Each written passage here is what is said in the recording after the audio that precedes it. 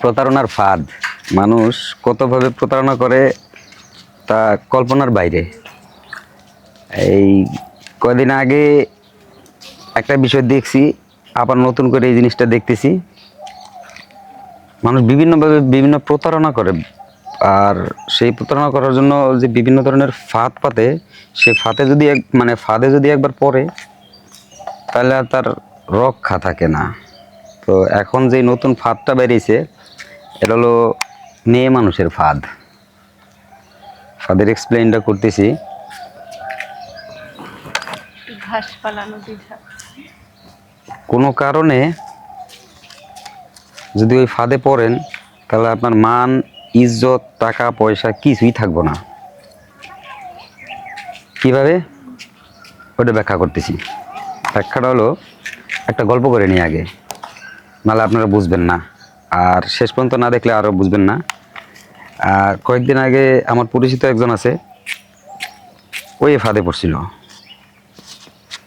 আর গত সপ্তাহেও দুইজন এই সেম ফাঁদেই পড়ছে। পড়ার পরে ফোন ঠিক করতে আসছে, কিন্তু ফোন ঠিক করতে আসলে লাভ হবে কি? হোয়াটসঅ্যাপে তার স্ক্রিন রেকর্ড বন্ধ করা যায় না।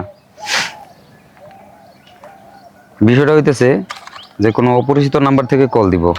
অপরিচিত নাম্বার থেকে কল দিলে, একটা মেয়ে মানুষ অপরিচিত নাম্বার থেকে কল দেয়। হ্যাঁ, অপরিচিত নাম্বার থেকে কল দেওয়ার পরে ওই ফোনটা রিসিভ করার পরে খুব মিষ্টি মিষ্টি কথা বলবো প্রথমে। এরপরে গিয়ে ওই ভিডিও কলে নিজে নিজেই আসবো।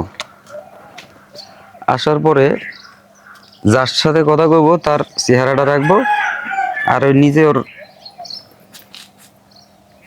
জামা কাপড় খোলায় নিব। আর খোলায় নেওয়ার পরে এটা স্ক্রিন রেকর্ড করব। স্ক্রিন রেকর্ড করার পরে ওইটা কোনো না কোনোভাবে ফোন নাম্বার অ্যাক্সেস নেওয়া বা ফোনের অ্যাক্সেস নেওয়া আপনার সব আত্মীয় স্বজনের কাছে পাঠাইব। আর পাঠালে তো বোঝেনি, ব্ল্যাকমেল, ভাই টাকা দাও।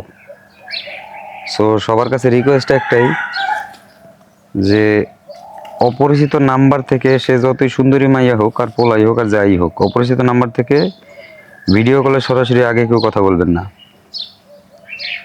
যদি বলেন তাহলে তখন যেটা বললাম আপনারা সেটাই ঘটবো। So careful.